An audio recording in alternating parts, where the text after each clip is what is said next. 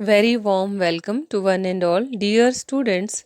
जो आज का हमारा टॉपिक रहेगा वो रहेगा ट्रेड थ्योरी, जो कि किस चीज़ की है, पर्सनालिटी की। तो आपसे एग्ज़ाम में क्वेश्चन पूछा जाता है जो ट्रेड थ्योरी दी है वो किसने दी है। तो वो जो ट्रेड थ्योरी दी है वो गॉर्डन ऑलपोर्ट ने दी है। ठीक है।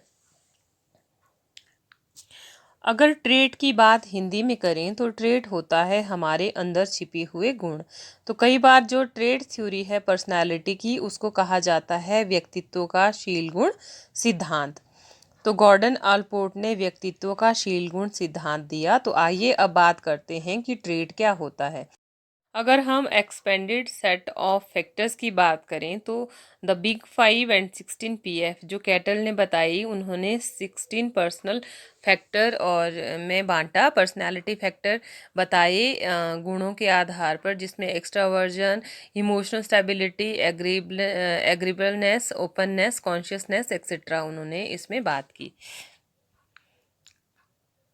ओवरऑल कंप्लीट ट्रेड थ्योरी की बात करें तो ट्रेड्स आर रिलेटिवली स्टेबल होते हैं एंड कंसिस्टेंट पर्सनल कैरेक्टरिस्टिक्स हो सकती हैं किसी पर्सन की, जो लगातार फॉर एवर उसकी लाइफ में उसके साथ रहती है। अगर उसकी ऑनेस्टी है तो फ्रॉम बर्थ टू डेथ वो पर्सन क्या दिखेगा, उसमें ऑनेस्टी क्या है हमें दिखाई देगी। अगर वो ट्रूथफुलनेस है तो ट्रूथफुलनेस भी अगर उसमें है तो वो क्या होगी, जब से वो मतलब जैसे होश संभालने वाला हो जाएगा, अप टू डेथ क्या रहेगा उसमें, वो फैक्टर मतलब एग्जिस्ट करेगा ही करेगा। तो trait personality theory suggest that a person can be described on the basis of some number of personality traits, कि किसी पर्सन में ऐसे गुण होते हैं जिसके आधार पर हम उनके उसके व्यक्तित्व का क्या करते हैं, वर्गीकरण करते हैं।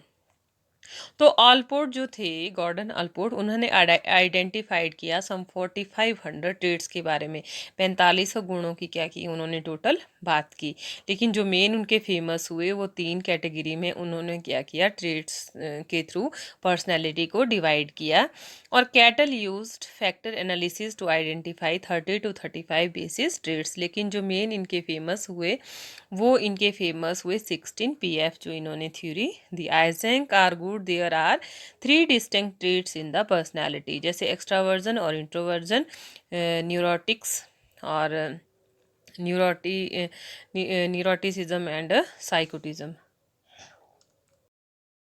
जो आइजेंक थे उन्होंने आर्गूड किए there are 3 distinct trait in personality, extraversion और इंट्रोवर्जन, न्यूरोटिज्म और साइकोटिज्म। ठीक है। तो हम डिटेल में पढ़ेंगे ट्रेड थ्योरी गॉर्डन ऑलपोर्ट की, जिन्होंने आइडेंटिफाई किए 4500 ट्रेड्स और मेनली उन्होंने 3 ट्रेड्स के बारे में हमें बताया।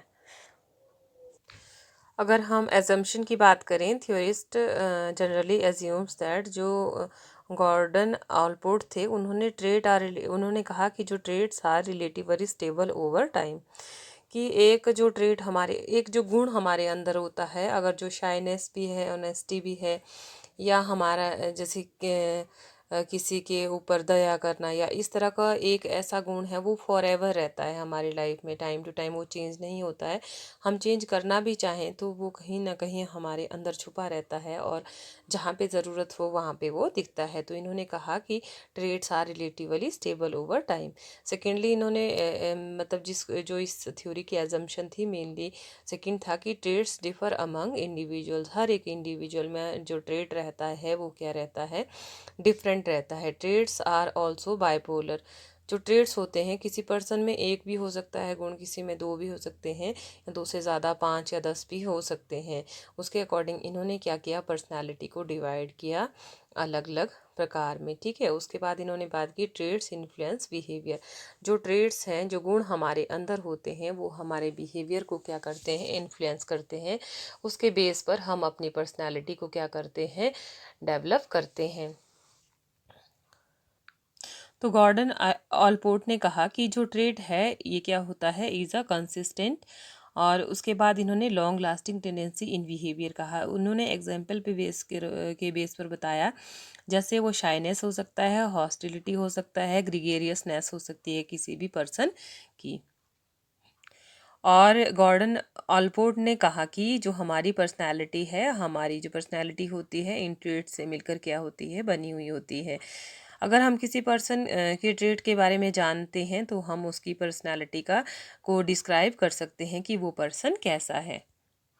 उसके बाद उन्होंने एडजस्टमेंट टू द एनवायरनमेंट की बात की कि Allport felt that our personalities develop as a function of learning to adapt to social situations while trying to achieve our needs.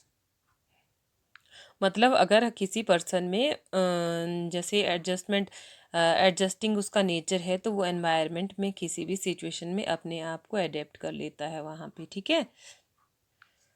Gordon Allport ने ह्यूमन पर्सनालिटी को 3 ट्रेड्स में divide किया, जिसमें first था कार्डिनल ट्रेड, सेकंड है central trades और third है हमारा सेकेंडरी ट्रेड्स।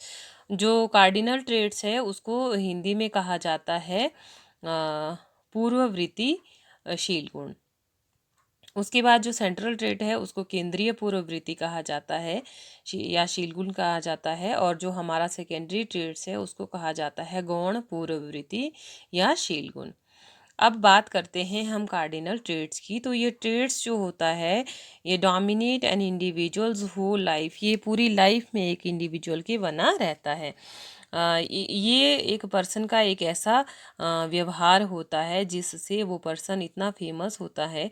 मतलब कुछ लोगों में एक मतलब एक गुण ऐसा पाया जाता है जिससे वो क्या होता है, विश्वविख्यात हो जाता है। जैसे अगर हम एग्जाम्पल लें महात्मा गांधी का, तो वो शांति एवं अहिंसा के प्रतीक के रूप में जाने जाते हैं, ट्रूथफुलनेस के लिए जाने जाते हैं। एक ऐसा गुण शांति एवं अहिंसा महात्मा गांधी जी में ऐसा था जिसके कारण वो बहुत ज़्यादा फेमस हुए, और उनमें इस तरह मतलब उसके लिए वो अपने आप को ख़त्म भी कर सकते थे, ठीक है, लेकिन वो अपने इस ट्रेड को ये ट्रेड उनमें चेंजेबल नहीं था। एक ऐसा ट्रेड जो एक व्यक्ति में इतना अधिक व्यापक होता है कि वह प्रत्येक व्यवहार इसी से ही प्रभावित होकर उसका लोगों को दिखाई देता है। जैसे अगर हिटलर की बात करें तो वो क्या थे, अपने मतलब जैसे डोमिनेटिंग नेचर या आक्रामक जैसा उनका व्यवहार था, उसके लिए क्या थे, बहुत ज़्यादा विश्वविख्यात थे, कि इतने ज़्यादा उनका क्रूर नेचर था कि वो विश्व में क्या हुए, विख्यात हुए। मतलब वो अच्छा भी हो सकता है और बुरा भी हो सकता है। कार्डिनल ट्रेड मतलब एक मुख्य ऐसा पूर्ववृत्ति गुण जिसके जो चेंजेबल नहीं होता है किसी भी पर्सन का। तो गॉर्डन अल्पोर्ट ने कहा कि ये जो ट्रेड होता है ये पर्सन में बहुत रेयर होता है और tend to develop later in life, और एक पर्सन इसको बनाए रखने के लिए अपने आप को पूरी लाइफ इसी चीज़ के लिए, अपने उस गुण के लिए समर्पित कर देता है। अब आइए बात करते हैं सेंट्रल ट्रेड की। तो अगर सेंट्रल ट्रेड करें तो केंद्रीय पूर्ववृत्ति गुण है। इसमें अगर गुणों की संख्या कही जाए तो 5 से 10 तक क्या हो सकते हैं, इसमें किसी भी पर्सन के गुण हो सकते हैं। तो केंद्रीय शील गुण वैसे शील गुणों को कहा जाता है जो व्यापक तो नहीं होते हैं कि हम कहें कि बहुत ज़्यादा एक ही गुण पर एक पर्सन काम करेगा। मतलब उसके साथ साथ कि अगर वो ट्रूथफुलनेस उसमें है तो उसके साथ साथ और भी उसमें एक गुण हो सकता है। तो इन्होंने इसकी संख्या 5 से 10 तक बताई, और इन्होंने कहा कि इन शील गुणों की जो अभिव्यक्ति है प्राय अपने व्यवहारों से वो पर्सन करता है। वो एक्सट्रोवर्ट भी हो सकती है, इंट्रोवर्ट भी हो सकती है, मतलब वो बहुत ज़्यादा पिटीनेस भी उसमें हो सकती है।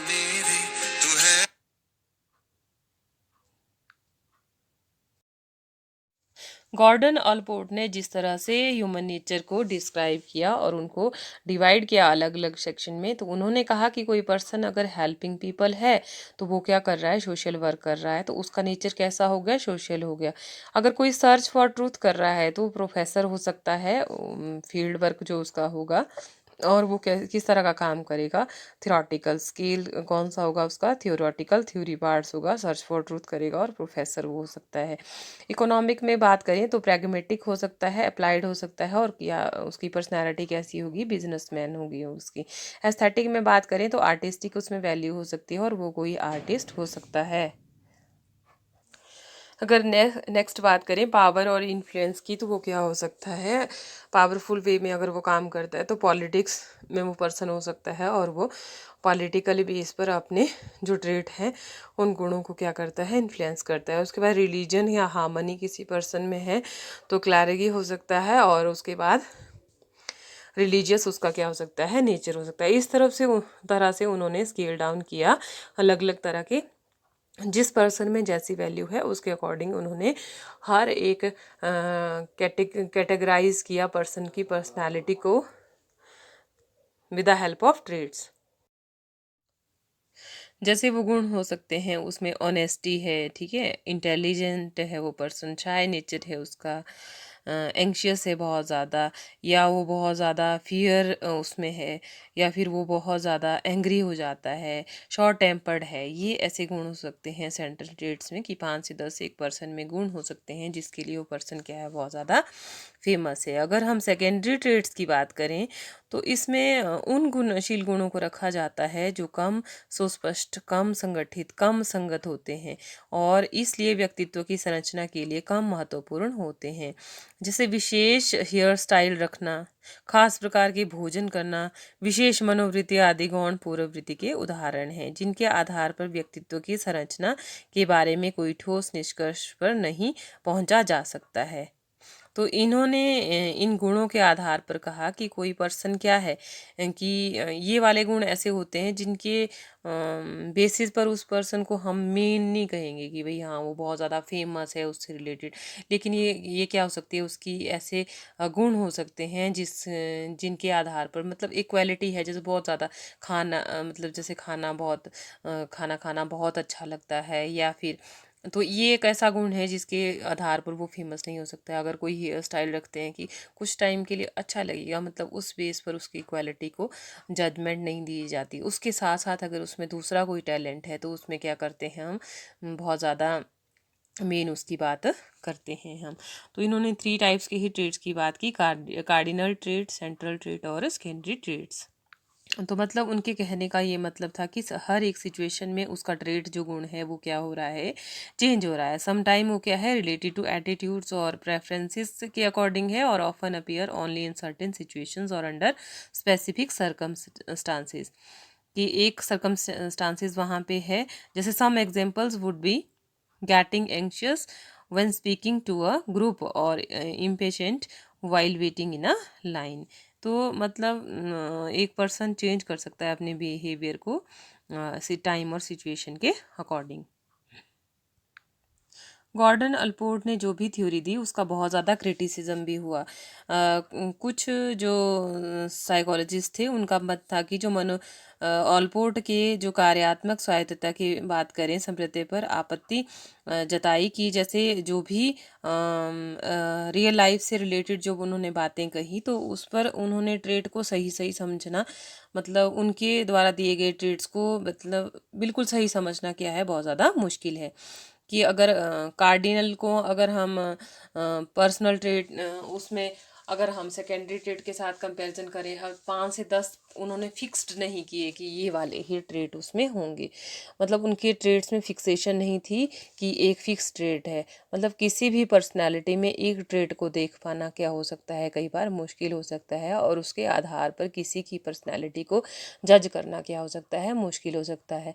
दूसरा, साइकोलॉजिस्ट ने कहा कि ये रिसर्च पर बेस्ड नहीं थे, कि मॉडरेट ऑन जनरेटिंग रिसर्च या गाइडिंग एक्शन की बात करें तो उसमें ऐसा कुछ भी नहीं था।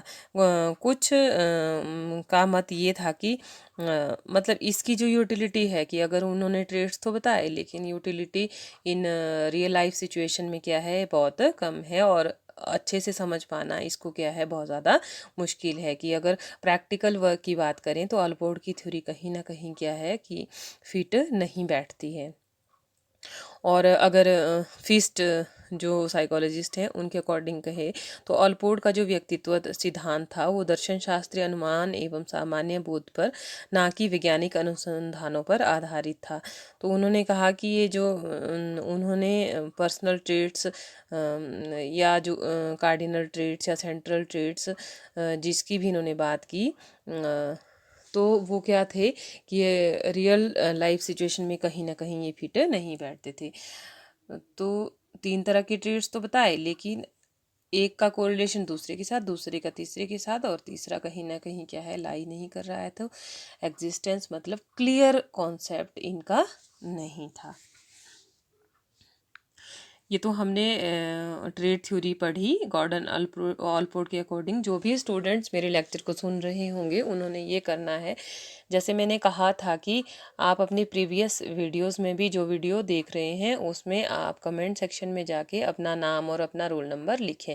तो जो भी प्रीवियस वीडियोस आपने देखे हुए हैं उसमें भी आप ये ज़रूर करें कि कमेंट सेक्शन में जाके अपना नाम और रोल नंबर लिखें, ताकि जब आपकी अटेंडेंस में वहाँ से नोट डाउन करूँ तो आपकी एब्सेंट वहाँ पे मार्क ना हो।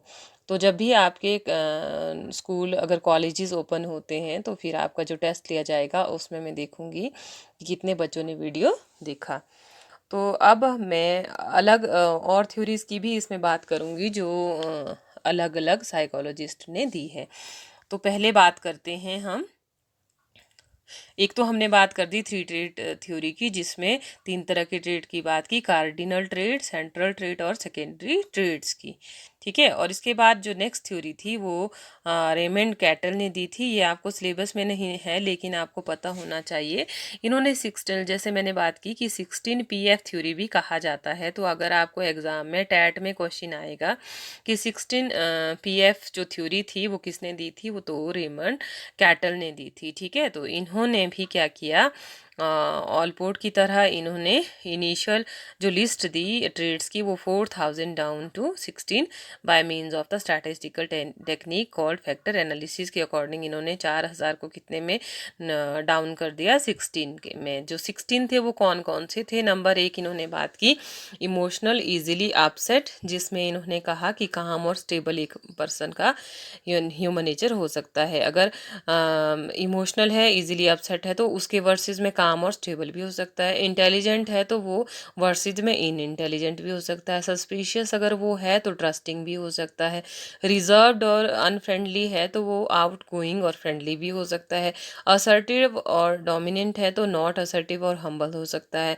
सोबर और सीरियस है तो हैप्पी वो लकी भी हो सकता है। कंसिस्टेंशियस अगर वो है तो एक्सपेंडियंट भी हो सकता है। शाय और टीमिड है तो वेंटरसम भी हो सकता है। टेंडर माइंडेड है तो टफ माइंडेड भी हो सकता है। प्रैक्टिकल है तो इमेजिनेटिव भी हो सकता है। श्योर्ड नेचर है तो फोर्टराइट भी हो सकता है। और सेल्फ एश्योर्ड प्लासिड है तो अप्रीहेंसिव भी हो सकता है। कंजर्वेटिव है तो एक्सपेरिमेंटिंग भी हो सकता है। और ग्रुप ओरिएंटेड है तो सेल्फ सफिशिएंट हो सकता है। और अनडिसिप्लिन्ड है तो सेल्फ डिसिप्लिन भी हो सकता है। और रिलैक्स्ड है तो टेंस और ड्राइवन भी वो हो सकता है। अब देखिए 16 पर्सनालिटी फैक्टर तो हैं, लेकिन वर्सेस में अगर 16 और 16 की बात करें तो वो 32 से ज़्यादा फैक्टर्स के बेसिस पर, ट्रेड्स के बेसिस पर उन्होंने पर्सनालिटी को क्या किया, डिस्क्राइब किया। तो ये किसकी थी, 16। आपको एग्जाम में डैट में क्वेश्चन आता है, बस यही आता है कि 16 पीएफ थ्योरी किसने दी है, तो वो दी है आपकी कैटल ने। अगर बीएड के बेसिस पर कहें तो आपको जो गॉर्डन ऑलपोर्ट की थ्योरी है वही है, लेकिन मैं मेनली आपको डिटेल में बता रही हूँ कि और कौन कौन सी ट्रेड थ्योरीज हैं। तो नेक्स्ट अगर बात करें तो यूनिवर्सल ट्रेड थ्योरी है जो ब्रिटिश साइकोलॉजिस्ट हैंस आइजेंक ने दी है। तो ये भी पूछा जाता है कि आइजेंक ने जो थ्योरी दी है यूनिवर्सल ट्रेड थ्योरी, तो वो कौन सी है। तो आइजेंक ने दी है यूनिवर्सल ट्रेड थ्योरी, जिसमें इन्होंने 3 यूनिवर्सल ट्रेड्स की बात की है। तो यूनिवर्सल ट्रेड थ्योरी ने 3 तरह की ट्रेड्स की बात की, इंट्रोवर्जन और एक्सट्रोवर्जन। सेकंड इन्होंने न्यूरोटिज्म और इमोशनल स्टेबिलिटी की बात की, और साइकोटिज्म की बात की। तो इंट्रोवर्जन इन्वॉल्व्स डायरेक्टिंग अटेंशन और inner experiences, while extroversion relates to the focusing attention outward on other people. Introversion आप जानते हैं जो अंदर की तरफ होगा, तो वो क्या करेगा, जो इंटेंशन होगी वो डायरेक्टिंग इंटेंशंस होगी ऑन इनर एक्सपीरियंसेस के बेस पर। और एक्सट्रावर्जन में बाहरी रूप से होगा तो आउटवर्ड अदर दूसरे लोगों को देख के और एनवायरनमेंट से सीख कर वो क्या करेगा, अपनी पर्सनालिटी को एस्टेब्लिश करेगा। अगर न्यूरोटिसिज्म की बात करें तो आइजेंक ने कहा इस ट्रेट में क्या होता है कि जैसे मूडीनेस होती है वर्सेस इवन टेम्पर्डनेस होती है किसी भी पर्सन की। जो neuroticism refers to the individual tendency to become upset और emotional, while stability refers to the tendency to remain emotionally constant. वो क्या रहती है, इमोशनली वो कांस्टेंट ही रहता है। अगर साइकोटिज्म की बात करें तो later after studying individual suffering from mental illness, तो आइजेंग ने कहा कि साइकोटिज्म में क्या हो जाता है कि बहुत ज़्यादा सोचते रहने से डिप्रेशन या बहुत ज़्यादा वो सफ़र होता है मेंटल इलनेस की वजह से। ठीक है, तो इसके बाद नेक्स्ट जो थ्योरी दी, दोनों ने मिलकर, बोथ केटल और आइजेंक ने जब मिलकर बिग फाइव मॉडल थ्योरी दी, जिसमें इन्होंने बड़ी 5 ट्रेट की बात की। ठीक है, तो दोनों ने जब इकट्ठे मिलके काम किया तो इन्होंने कंसिडर किया जो हमारे ट्रेड्स हैं ये क्या होते हैं, 5 तरह के फैक्टर से मिलकर बने हुए होते हैं, और जो हमारी पर्सनालिटी है उनसे मिलकर बनती है। ठीक है,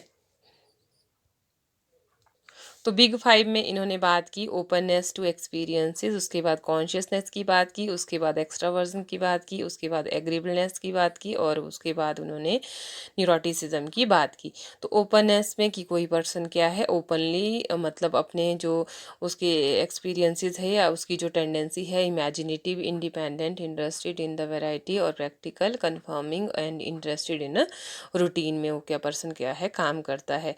कॉन्शियसनेस में उसकी tendency to be organised, careful and disciplined versus disorganised, careless, और हो सकती है उसकी इम्पल्सिव। उसके बाद एक्स्ट्रा वर्जन में उन्होंने बात की the tendency to be sociable, fun loving और अफेक्शनेट, और वर्सेस में उन्होंने बात की रिट्राइविंग, सोम्बर, और उसके बाद रिजर्व की बात की। एग्रीबलनेस से उसमें बात की the tendency to the soft hearted, trusting हो सकता है, हेल्पफुल हो सकता है, और वर्सेस में उन्होंने बात की रूड हो सकता है, वो पर्सन सस्पिशियस हो सकता है, और अनकोऑपरेटिव हो सकता है। न्यूरोटिसिज्म में उन्होंने बात की टेंडेंसी टू बी काम, सिक्योर एंड सेल्फ सेटिस्फाइड, और उसके बाद anxious, insecure and self pitting. Big five model के बाद हेक्सिको मॉडल में माइकल जो हमारे थे एंटोन और जो किलबम थे, उन्होंने 2008 में प्रपोज किया 6 डायमेंशनल हेक्सिको मॉडल ऑफ पर्सनालिटी स्ट्रक्चर, जिसमें इन्होंने स्पेशली एम्फेसाइज किया ऑनेस्टी, ह्यूमिलिटी की बात की, इन्होंने एच इसको कहा। उसके बाद फैक्टर एज डिफरेंशिएटिंग द हेक्सिको model from other personality framework, specially जो एच फैक्टर है is described as sincere, honest, faithful और लॉयल और मोडेस्ट, अनएज्यूमिंग, फेयर माइंडेड, और वर्सेस इन्होंने बात की स्लाई, डिसाइटफुल, ग्रीडी, ठीक है, और पेरेंशियस, और उसके बाद हाइपोक्रिटिकल, बोस्टफुल और प्रॉम्पस की इन्होंने बात की। तो अगर हम बात करें ऑनेस्टी, ह्यूमिलिटी की बात की, इमोशनलिटी की बात की, एक्स्ट्रावर्जन की बात की, एग्रीबलनेस की बात की, कॉन्शियसनेस की बात की, और ओपननेस टू एक्सपीरियंसेस की इन्होंने किया। Thanks for watching my video dear students. आप कमेंट सेक्शन में जाके अपना नेम और रोल नंबर ज़रूर लिखें। आज के सेक्शन में इतना ही, और नेक्स्ट सेशन में हम बात करेंगे डेवलपमेंटल टास्क ऑफ पर्सनालिटी, व्यक्तित्व का विकासात्मक कार्य। Thank you so much.